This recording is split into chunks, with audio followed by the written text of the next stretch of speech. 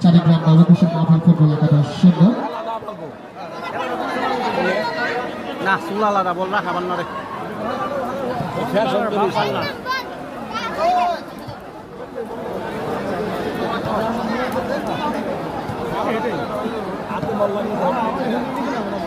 আমার কোনো একটা চিকন ব্যাগে চিকন করে একটা ব্যাগে দিয়েছিলাম ভালো বলছিলাম।